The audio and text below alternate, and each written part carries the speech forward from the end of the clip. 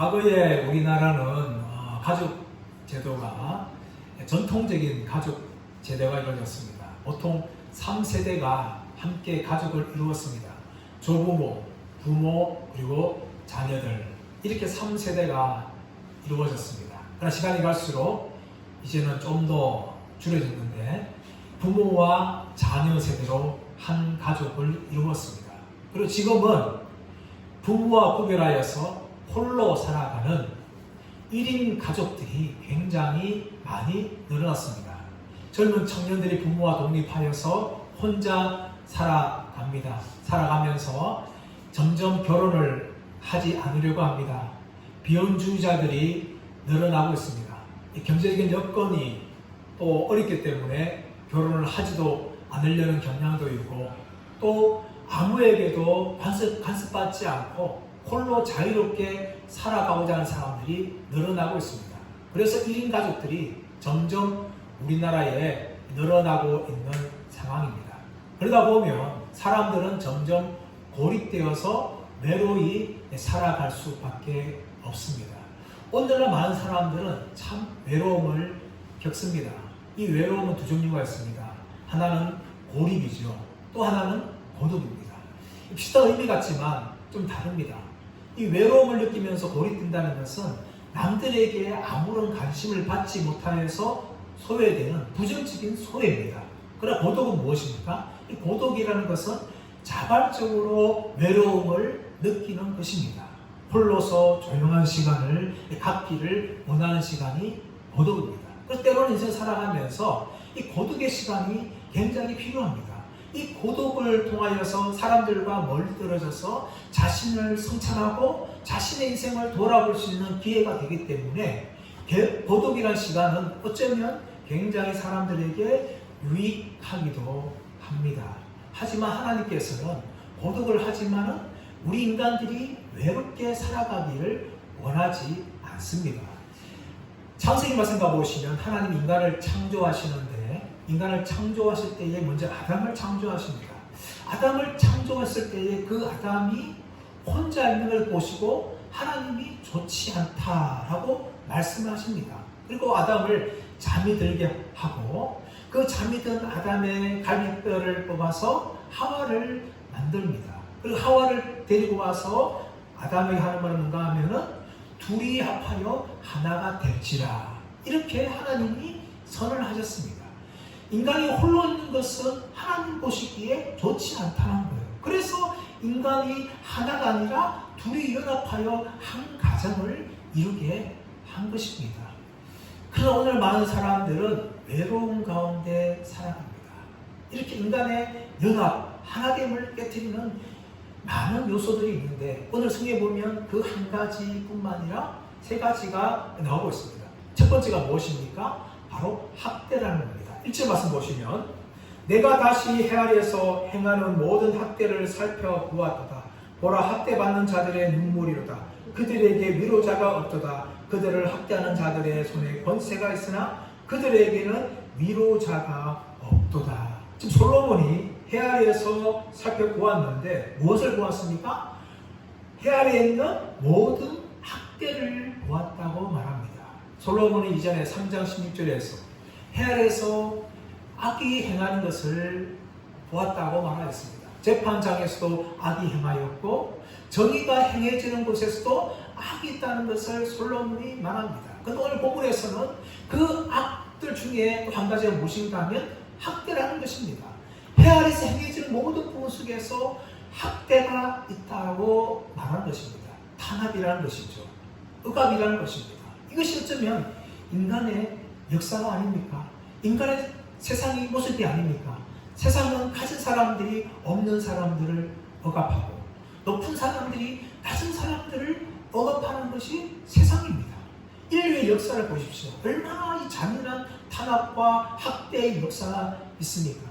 제2차 세계대전 때 게르만 민족의 우수성을 높이기 위해서 독일 나치는 무려 600만 명의 유대인들을 학살하였습니다. 엄청나게 잔인한 짓을 하였습니다. 근데 그것은 끝이 났습니까? 아닙니다. 캄보디아가 공산화될 때 폴포트가 이끄는 크메르 루즈 군대는 캄보디아의 4분의 1 인구를 학살하였고 전국에 2만여 곳의 킬링핀드라는 장소가 있었습니다. 그만큼 인류의 역사는 학대의 역사라는 것을 볼 수가 있습니다. 기업을 보십시오. 기업과 고용주는 노동자를 학대합니다. 노동자 시스템 속에서도 정규직이 비정규직을 학대합니다. 과거에 교사들이 학생을 학대했다면 지금은 학생과 학부모들이 교사를 학대하고 있습니다. 가정을 보십시오. 부모들이 얼마나 자녀들을 학대한 가정들이 있습니까? 우리가 벌써 기억에 잊을 수가 있는데 몇 년 되지 않았습니다. 정민이 사건. 얼마나 그 어린 아이를 부모가 폭력을 가했으면 애가 내장이 다 터져서 죽을 정도로 그렇게 처참한 죽음을 당하였습니다. 전 국민을 분노케 하였지만 근데 그 사건 이후로도 계속해서 그런 일들이 일어나고 있는 것이 우리나라의 현실입니다. 반대로 자녀들이 부모를 학대합니다. 노인들의 고독사가 얼마나 많습니까? 자녀들이 부모를 버리고 아무런 관심을 가지지 않으니까 노인들이 고독사로 그렇게 쓸쓸히 홀로 죽어가고 있는 것이 우리나라의 현실입니다. 우리나라뿐만 아니라 전 세계가 어쩌면 학대하는 자와 학대받는 자들로 가득 차 있다는 것을 말합니다. 학대하는 자들에게는 권세가 있어요. 그런데 학대받는 자들에게 힘이 없습니다. 그럼 문제는 무엇입니까? 오늘 일제에서 말하듯이 이 학대받는 자들에게 위로자가 없도다 라고 말합니다. 학대받을 때에 위로자가 있으면 그만큼 힘이 납니다. 그러나 그 위로자가 없는 사람들은 어디에다 하소연할 데가 없는 것이죠. 그러므로 여러분 오늘날 필요한 것은 무엇입니까? 참된 위로입니다. 고통받는 자, 어려움당한 자 이런 사람들에게 위로한 사람들이 있다면 세상은 살만한 것이 될 수가 있습니다. 기업에 바쁜 일 돌아가면서 사장들이 노동자들을 위로할 때 노동자들은 회사를 위해서 열심을 다할 수가 있는 겁니다. 가정도 마찬가지입니다. 하루 일과를 다 마치고 돌아온 남편에게 아내와 자녀들이 그 남편과 아버지를 위로한다면 그 아버지 힘을 낼 수가 있는 것입니다. 그만큼 위로가 중요합니다. 그러나 세상을 보십시오. 이런 세상에는 참된 위로가 없습니다. 우리가 성경을 보면 동방의 의인 욥에 대해서 우리가 알 수가 있습니다. 욥의 가정이 완전히 박살이 났습니다. 자녀들도 죽고 재산도 빼앗기고 종들도 빼앗기고 그의 몸조차도 다 몸에 피부이 발생하여서 너무나 고통 가운데 있었습니다. 그때 아내는 욥을 향하여 하나님을 욕하고 죽어라 하면서 욥을 떠나갔습니다. 그리고 욥을 위로하여 어떤 새 친구마저도 시간이 지나 어떻게 합니까? 욥이야, 네가 죄를 짓지 않았으면 어떻게 이런 일이 발생했겠느냐 하면서 욥을 정죄했습니다. 욥을 위로하러 왔던 그 친구들마저도 오히려 욥을 정죄하는 사람으로 바뀌고 말았습니다. 이것이 사람들의 모습이에요. 진정 고통받는 사람들에게 이 세상은 참된 위로자가 없다는 것을 보여주고 있습니다. 그렇다면 우리는 어디서 참된 위로를 찾을 수 있을까요? 바로 하나님 품 안에서 우리는 참된 위로를 찾을 수가 있습니다. 하나님 어떤 분이십니까? 하나님은 위로자 되시는 하나님이십니다. 우리가 아버지라 부르는 성부 하나님도 위로자이십니다. 고린도후서 1장 3절 4절에서는 하나님을 향하여 모든 위로의 하나님이라고 그렇게 말합니다.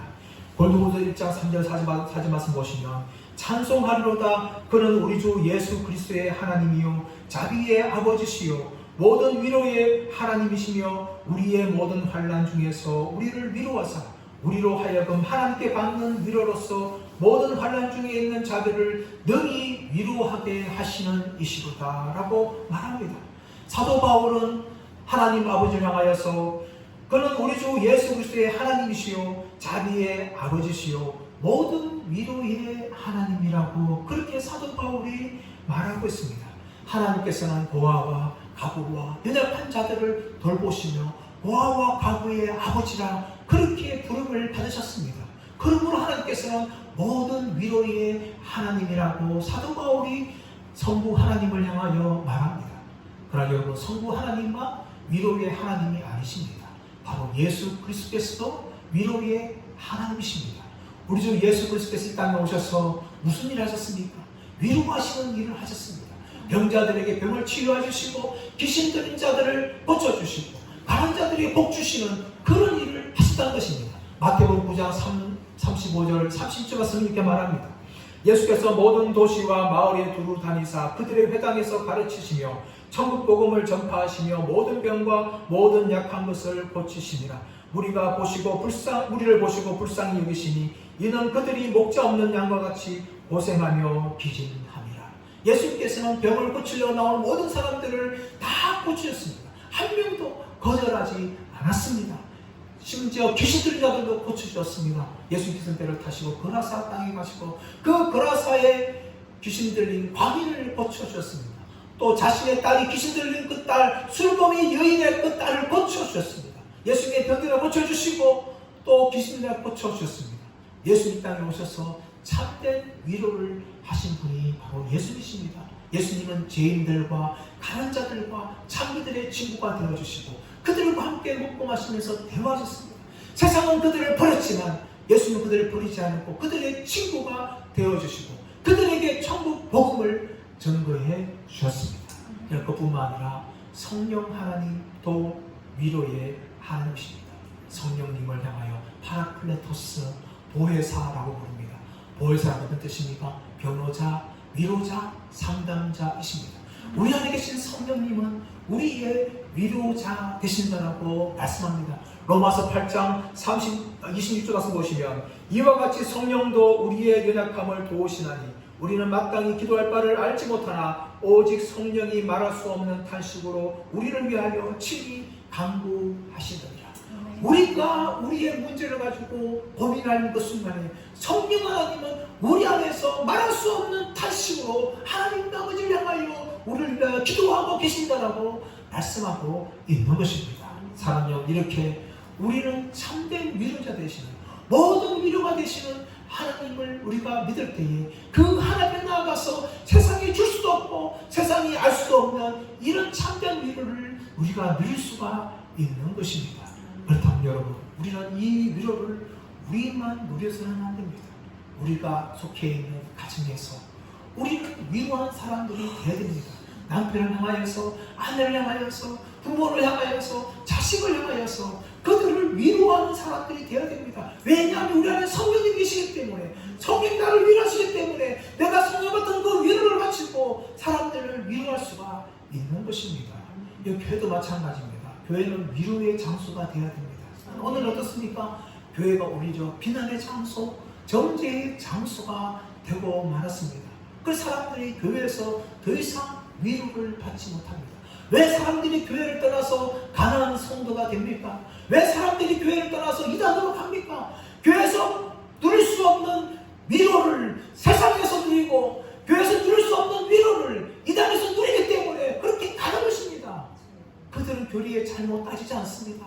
나를 위로해 주시는 것이 어딘가 그것을 찾아가기 때문에 교회를 떠나는 일들이 이렇게 된 것입니다. 사랑하는 여러분, 왜 오늘날 교회가 위로가 없는 교회가 되었습니까? 다른 데 이유가 있지 않습니다. 내가 위로할 자의 역할을 하지 못하기 때문입니다. 내가 위로자 역할을 하게 되어지면 그 위로를 통하여 다른 사람들 위로자가 되는 것입니다.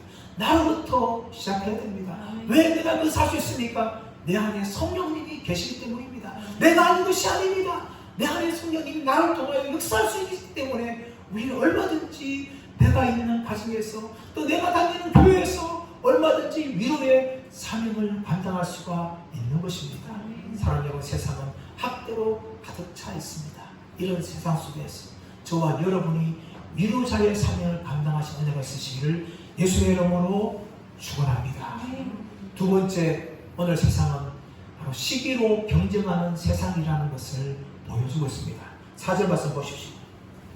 또 내가 먼저 사람이 모든 수고와 모든 재주로 말미암아 이웃에게 시기를 받으니 이것도 헛되어 바람을 잡는 것이로다. 4절 말씀 보시면 사람이 모든 수고와 모든 재주로 말미암아 이웃에게 시기를 받는다라고 말합니다. 어떤 사람이 잘난 사람이 있습니다. 어떤 사람이 뛰어난 사람이 있습니다. 그렇다면 주위의 사람들이 어떻게 합니까? 그 사람을 시기하며 질투하는 것이 세상이라는 것입니다.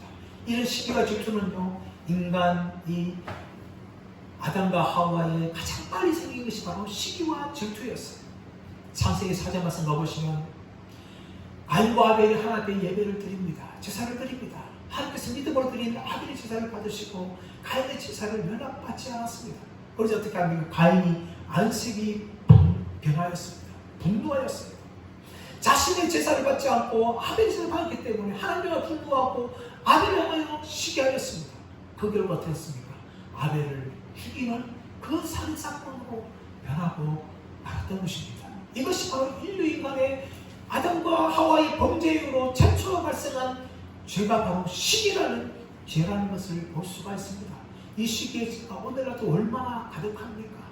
그러나 여러분 오늘 말씀 사전 말씀 보시면 사전은 사실 그런 번역의 의미가 아닙니다. 사전에서는 시기 때문에 사람이 잘난 것 때문에 시기를 받는다라고 번역이 되어 있지만 사실 이 번역은 어떻게 번역되어야 되는가 하면 사람의 모든 수고와 모든 재주가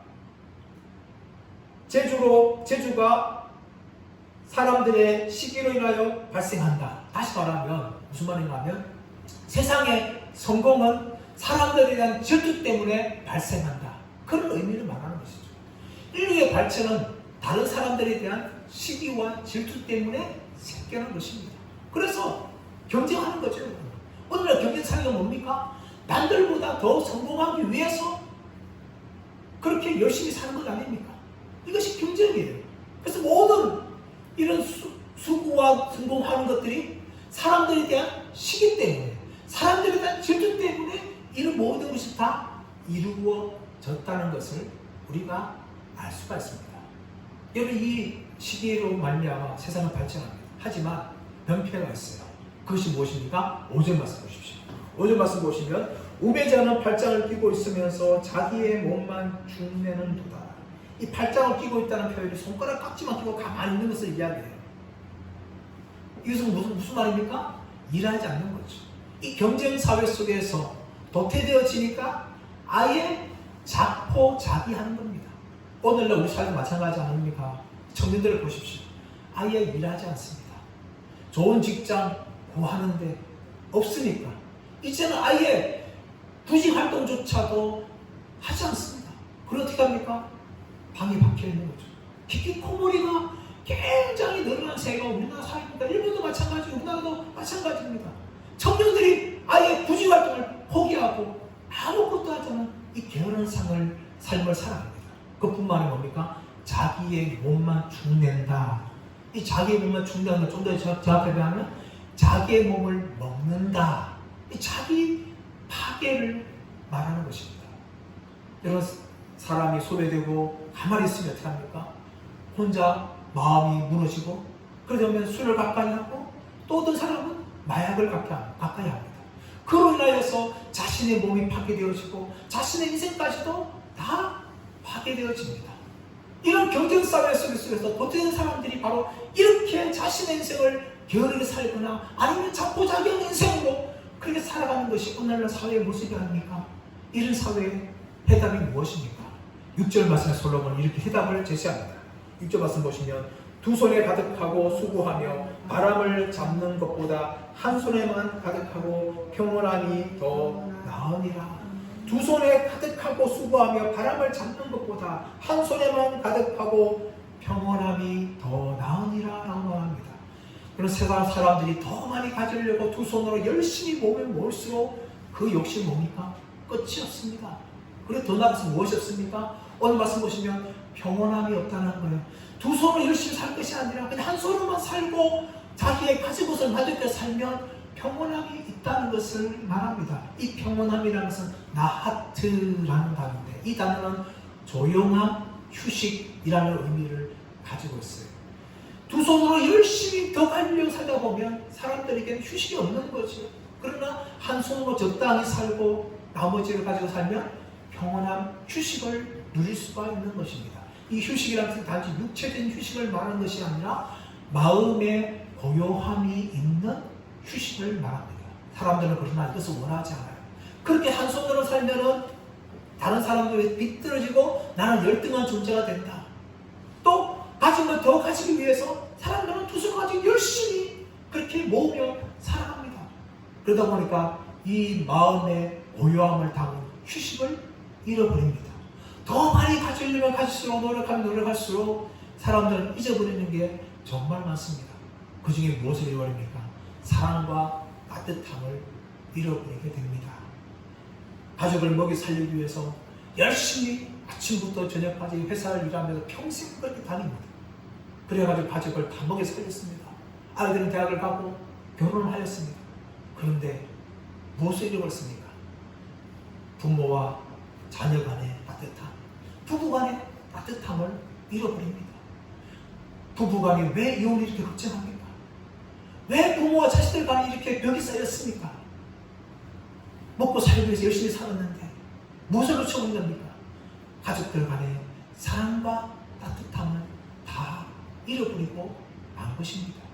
세월이 지나서 아이들은 어릴 때 봤는데 어느새 다 자라서 자기의 품을 떠나고 홀로 남는 그런 부모가 되고 말하는 것입니다. 이렇게 관계도 잃어버리지만 무엇을 잃어버립니까? 자기 자신을 잃어버립니다. 열심히 두 손을 가지고 살다 보면 자기를 돌볼 수 있는 시간이 없습니다.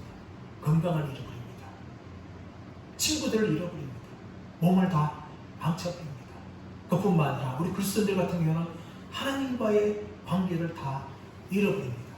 세상에 먹고 살기 위해서 밤새도록 일하다 보면 자신의 영혼을 돌아볼 시간이 없어요. 말씀을 읽을 시간이 없고 기도할 시간이 없습니다. 또 예배를 집중하면서 들을 시간이 없고 주일날 이렇게 복된 시간을 누릴 수 있는 여유가 없습니다. 세상에 먹고 살기 바쁘기 때문에 이런 영적인 시간들을 다 잃어버리고 마는 것입니다.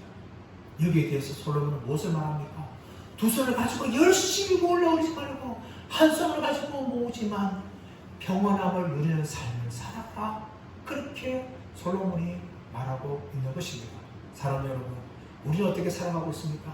세상 열심히 살아가고 있고 많은 것들 모으려고 하는 것도 중요하지만 더 중요한 것은 가족들과의 따뜻함입니다.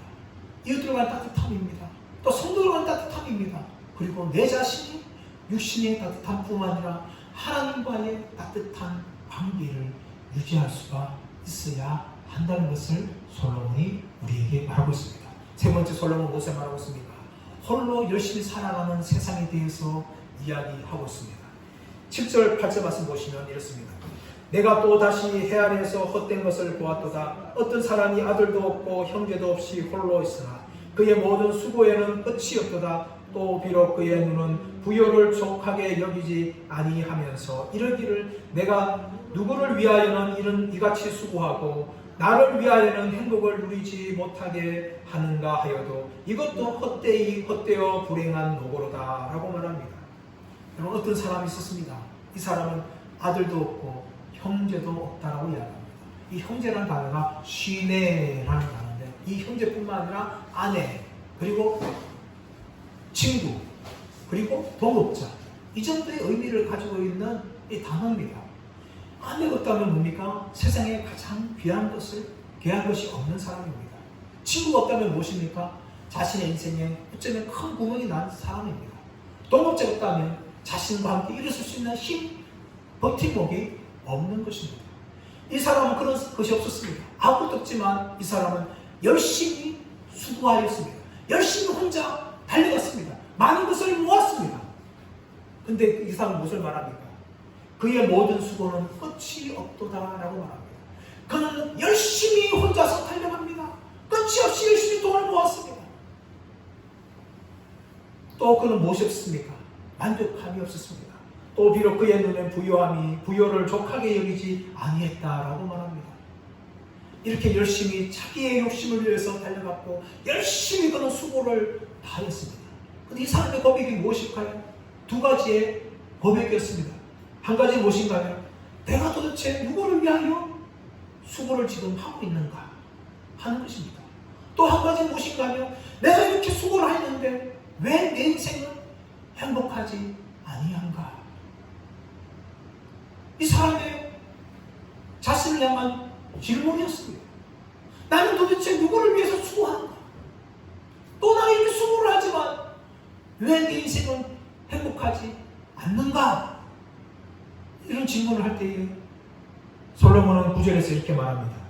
두 사람이 한 사람보다 나으면 그들이 수고함으로 좋은 상을 얻을 것이니라. 홀로 열심히 수고를 타고 끝까지 달려가는 이 사람에게 네가 혼자 열심히 사는 것보다 두 사람이 함께 살아가는 것이 훨씬 낫다라고 이야기합니다. 우리나라 속담에 백직장도 맞들면 낫다라는 말이 있습니다. 백직장이 뭡니까? 이겁니다. 종이 한 장. 이 종이 한 장은 몇 그램 됩니까? 내 손에 충분히 다 들을 수가 있어요. 아무리 두꺼워도 종이 한 장은 가볍게 들 수 있어요. 근데 이 종이 한 장만 하더라도 두 사람이 같이 들면 훨씬 무게를 적게 한다는 것이죠. 그 두 사람이 있는 유익입니다. 아내와 같이 가끔씩 마트를 갈 때가 있어요. 마트를 가다 보면 장보기를 작게 할 때 있습니다. 그때는 뭐 혼자 되는 게 아무 문제가 없죠. 그런데 마트에 장을 넣어보면 이 마트에 살 것이 많아가지고 이 마트 큰 가방에 가득 채울 때가 있어요. 그때 혼자서 제가 열심히 듭니다. 열심히 들을 때에 아내한테 도와달라는 말 안 합니다. 왜냐하면 남자이기 때문에. 남자니까 자존심이 있으니까 어떻게 도와달라는 말 할까 하면서 혼자 낑낑댑니다.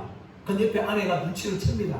눈치를 채면서 슬금이 다가와서 한쪽에 있는 손잡이를 같이 들어줍니다.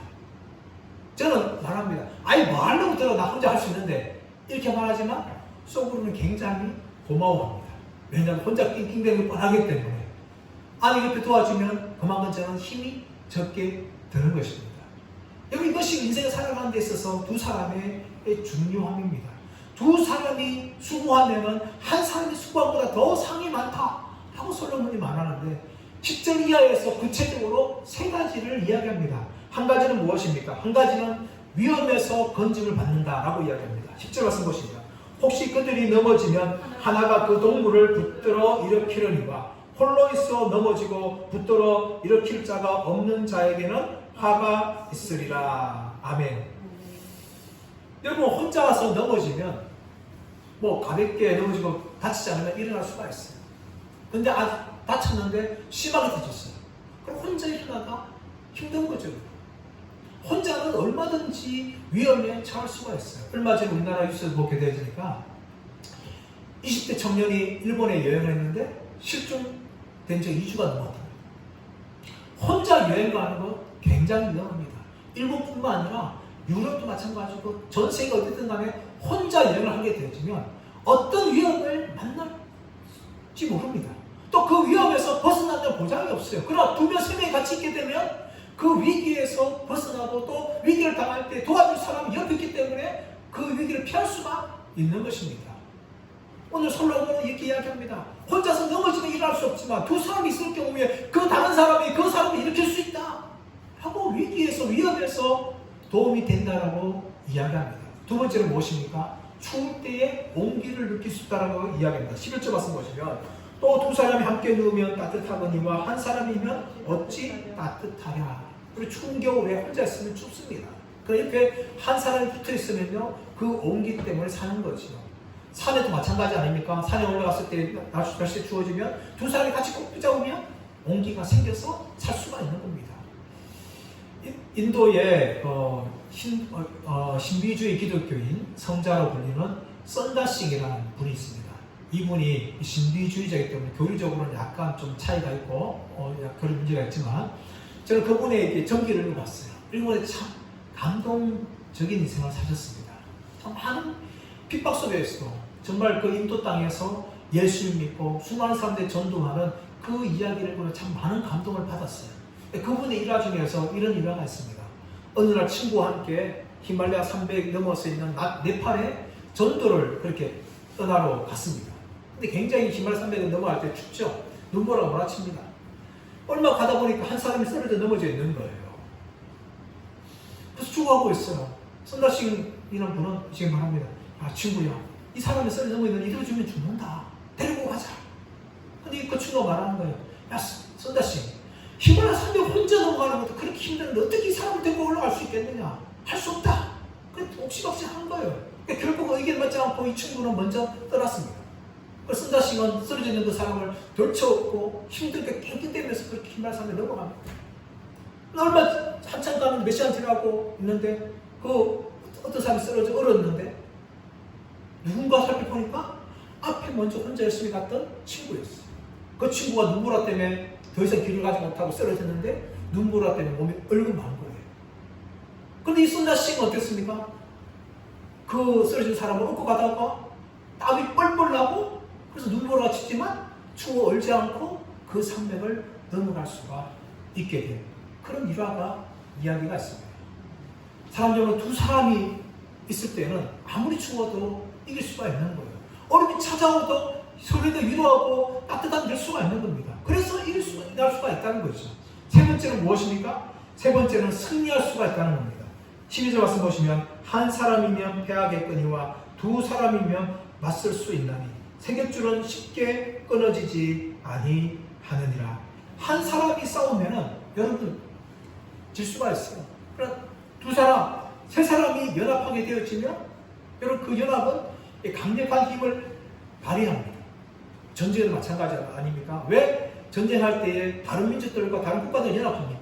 그 연합을 하게 되어지면 강력한 힘을 발휘하기 때문입니다. 그러므로 우리가 인생을 살아가면서 누구와 연합하며 살아가느냐 너무나 중요한 겁니다. 우리가 믿음의 세계 속에서는 우리가 또 믿음의 성도들과 연합을 하는 삶을 살아가야 되지만 우리는 하나님과 연합하는 복된 삶을 살아가야 될 줄 믿습니다. 다윗을 보십시오. 다윗과 싸웠던 골리앗 무려 키가 3m가 되는 사람이었습니다. 사울조차도 다른 사람들 어깨가 더 컸던 사울조차도 그 골리앗 앞에 두려워서 나가지 못하였습니다. 그러나 소년이었던 다윗, 그때 그 손에 물맷들 5개밖에 없던 그 소년이 골리앗과 어떻게 싸울 수가 있었습니까? 다윗은 혼자 나간 것이 아니었습니다. 하나님과 함께 그 전쟁에 나갔습니다. 너는 칼과 창의 이름으로 나한테 오지만 나는 만군의 여호와의 이름으로 내게 나아가노라. 할렐루야! 이렇게 다윗이 고백하면서 골리앗 앞에 나아갈 때에 하나님께서 골리앗을 쳐 죽이셨습니다. 다윗이 달렸던 물맷돌 하나는 다윗이 던진 것이었습니다. 하지만 그 판결을 통하여 골리앗을 죽인 분은 바로 하나님이셨습니다. 이렇게 우리가 인생을 살아가면서 하나님과 연합한 삶을 살아가는 것은 너무나 중요한 것입니다. 여러분 온 세상 사람들이 외롭게 살아갑니다. 학대받는 세상 속에서 시기로 경쟁하는 세상 속에서 그렇게 또 자기만 열심히 살아가는 이 세상 속에서 혼자서 외로이 살아갑니다. 사랑하는 그러나 우리는 하나님과 함께하는 삶을 살아가야 될 줄 믿습니다. 하나님과 연합하는 삶을 살아갈 줄 믿습니다. 외로움으로 갇힌 이 세상 속에서 결코 홀로 살아가지 마시고 하나님과 동행하는 복된 삶 살아가시기를 예수의 이름으로 축원합니다. 하신 말 기도하기 원합니다. 기도할 때 하나님